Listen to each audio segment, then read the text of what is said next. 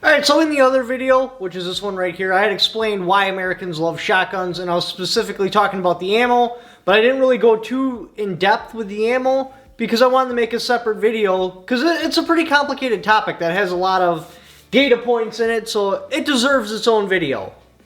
So what are we talking about with shotguns and their ammunition? Because that's what makes a shotgun awesome. Not that a shotgun's like super deadly at close range, but it is. I mean, it really is. But the ammunition, you're able to limit how far the shells are able to do damage. Now, there's a couple of different types of shotgun ammunition. Everybody goes through this. You're not even going to take my word for it in this video. You're going to have to go through it yourself as well. But the only shotgun ammunitions that work good is your slug, your buck, your bird, and then your ball. Now, with the ball,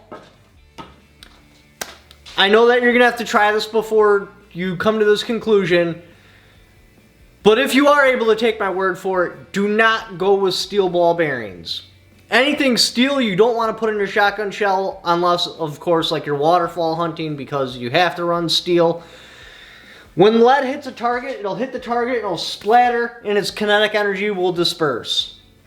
Should you be shooting a steel ball and it's not able to penetrate the target, maybe the piece of wood is so thick or the dirt, there's a big enough berm there to completely stop the round, or you shoot at another piece of steel, it does not splatter and disperse the kinetic energy.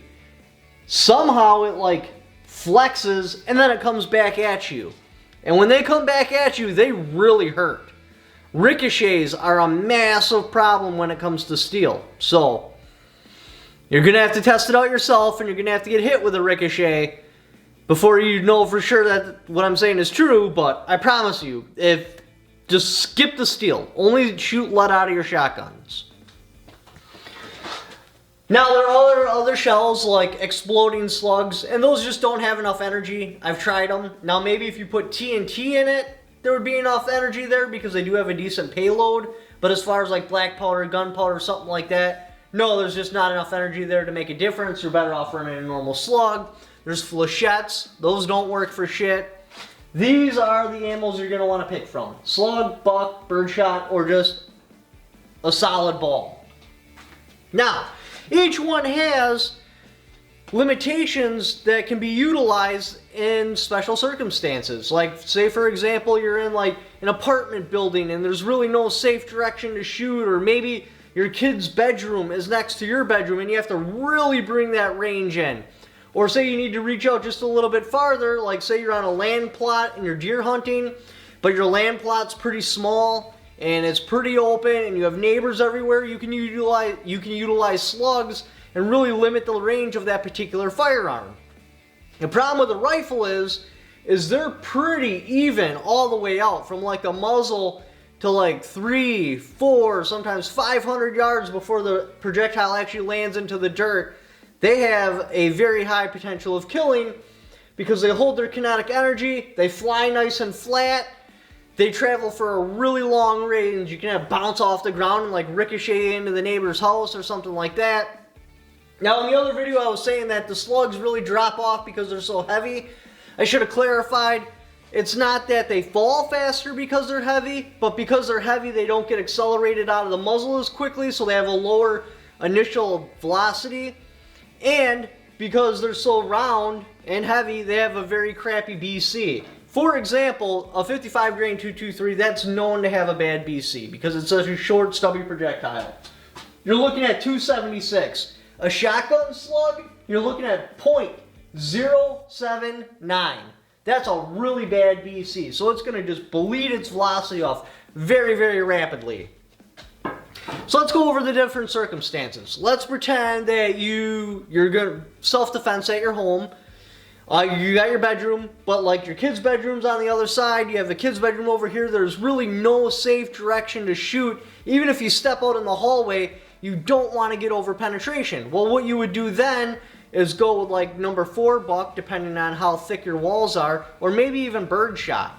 Because remember, they all start off with the same muzzle energy, because kinetic energy is just mass times velocity. It's 1/2 mass times velocity, but you get the point. So for a slug, a 1 ounce slug, you're looking at 1,655 foot-pounds of energy. Buckshot, you're looking at 1,547 foot-pounds of energy. Just because of the shapes of the balls, you can't fit as much in the shell. Now that's for double-odd buck. So that's why you're looking at a little bit less energy, because it doesn't have quite as much 1 ounce of weight to it. It's usually like 3/4 of an ounce or less, depending on, the shell. Yeah, you can go with like 3N shells that have a higher payload, stuff like that. I'm just looking at your generic 2 3/4. Bird shot, it's typically about 1 1/8 or 1 1/4 for a payload. Still at the exact same velocity as slugs or buckshot, so you're looking at around 1,721 foot-pounds of kinetic energy at the muzzle. But what makes it so good for like in the bedroom is each individual pellet carries a percentage of that. So like in buckshot, let's say you have 12 pellets, you split that 1,500 foot-pounds up, each individual pellet carries 128 foot-pounds of energy. Now obviously if you run number 4, you have more pellets, so that energy is divided out even more, so it's likely to stop inside of an interior wall or something like that.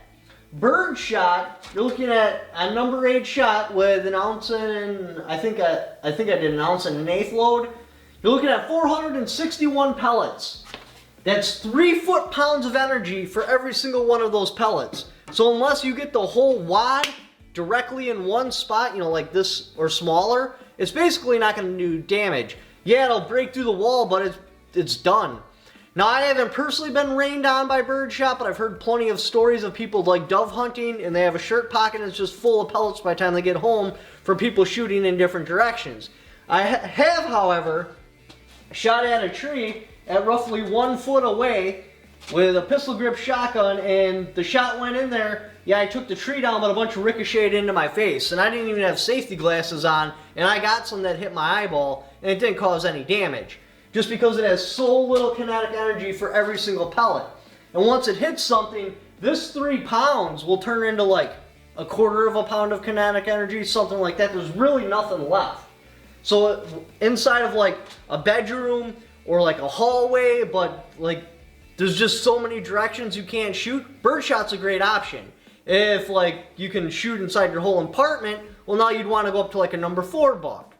If you can shoot inside your whole house, but like you live in a boulevard where houses are basically touching each other, now you might want to go no higher than like number 4 buck, double-odd buck, something like that. And again, the hunting plots, if it's a small hunting plot, a slug is a great choice. Now, it's not that the slug runs out of kinetic energy like birdshot or buckshot, because it doesn't. All of it's in one solid wad. It carries its kinetic energy. Even at like 400 yards, I forgot to write it down, but even at 250 yards, you're looking at 509 foot-pounds of kinetic energy. That's still more than enough to cause significant damage. And I guarantee you at 400 yards, it's still got plenty of energy to do damage. What it does do, though, is drops very rapidly. Now, if you're running a bead sight, it doesn't really matter because you just adjust your head position for the range.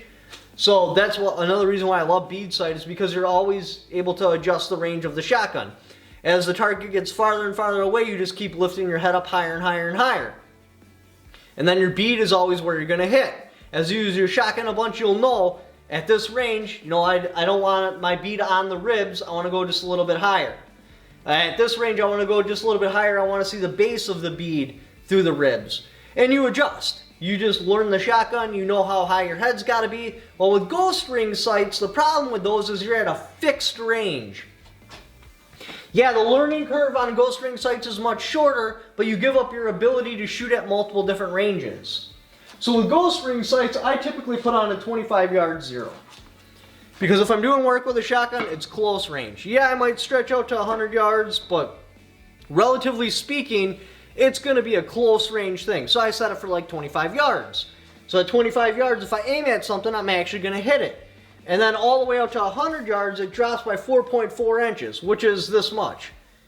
This is like nothing. Like this is still within my target. Now a shotgun doesn't have that great of MOA. What MOA is we're going to just round off the numbers. It's roughly 1 inch at 100 yards. So if it's a 1 MOA gun, you can expect all of your shots to go in 1 inch at 100 yards. If it's a 2 MOA, 2 inches, so on and so forth. And then at 200 yards, you would double all that. So if it's a 1 MOA gun, you can expect all your shots within 2 inches.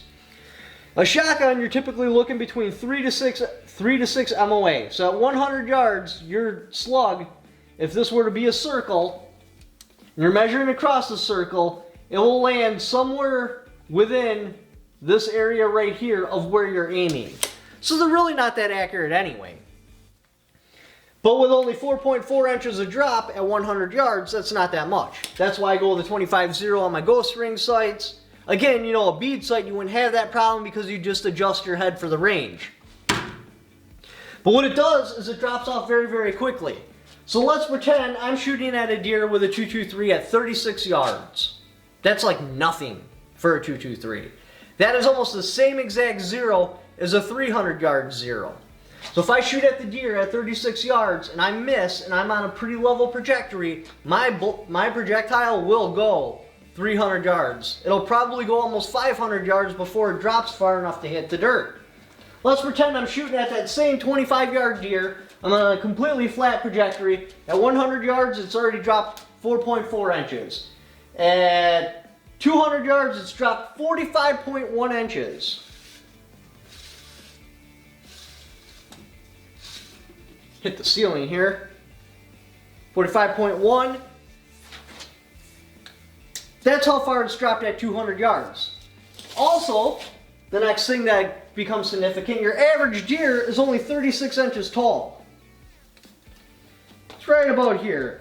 That's about its vitals right there, so this is typically where you're going to be aiming. So by 200 yards, the slug is well within the dirt. Well, let's pretend like I'm, aiming slightly up. At 250 yards, we're dropping 85 inches. At 400 yards, it's 318 inches. That's 26 feet it's dropped by 400 yards. So unless the deer's on a hill and you're shooting up like this, if you're shooting at a deer by 400 yards, your slug is in the dirt. Like, it's done running, it's well within the dirt. It should be well within the dirt by 200 yards. Probably even more like 115 yards because it's dropped 19 inches. So 36 inches right there, drop down 19.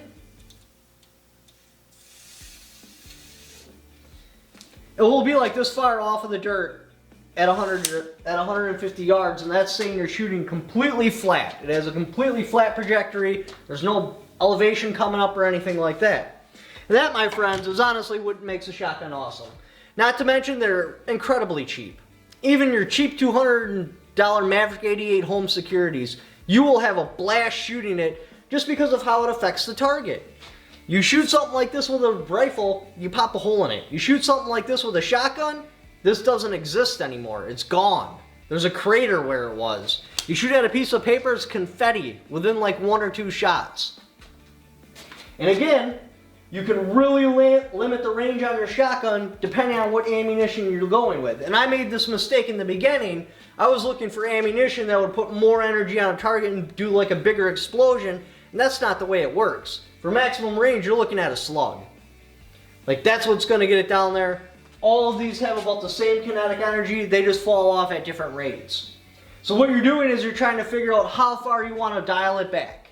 You're just dialing it back. That's all you're doing by switching ammunition, is dialing the range back. And you're selecting a particular ammunition for a particular job. Also remember, this is muzzle energy. Yeah, one of those pellets have 128 foot-pounds at the muzzle, and Lucky Gunner actually did testing, and he was able to get a pellet on a gel block at 100 yards, and it still did penetrate far enough to do damage, but this might be down to like 75 foot-pounds, something like that. You don't know. And it's got the wad that opens up, so it's going to lose a bunch of its velocity. It will hit the dirt really quick, and a round ball is not very aerodynamic. I guarantee you a round ball has less of a BC than .079, so it's coming down fast. Anyway, that's basically the gist of shotgun ammunition and what you're trying to do with it. Remember, you're not trying to make a bigger explosion or get more energy on a target. What you're doing by switching ammo is winding the range back.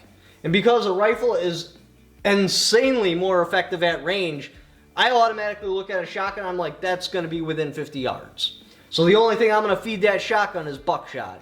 I don't buy slugs, I buy birdshot to play with, to like shoot at the range and stuff, but other than that, it's just straight up buckshot. If I want to go farther than 50 yards, I'm switching to a rifle because it does it better, it does it faster. Now, again, back to the deer plot thing, if that's limiting me, then yeah, I'll go with a shotgun slug, because we're not allowed to use buckshot in Wisconsin for some reason. Makes absolutely no sense whatsoever. So we have to use slugs, so that's the farthest we can wind back in unless you go to archery. But other than that, yeah, if it's farther than 50 yards, I'm going rifle, unless, of course, you know, it's like a deer plot, where it's really small, and I want to limit the range of my weapon. Anyway, thank you for watching. I hope I enlightened you a little bit on shotgun shells and ammo selection. Thank you for watching. Like to help support the channel. I got my Patreon. I also have affiliate links in the description down below. Just by clicking on one of those links, even if you don't purchase what that particular link is for, just clicking on it and doing the Amazon shopping you were already going to do anyway, I had a little kickback for it because you came there off my channel. Thank you for watching. Don't forget to subscribe.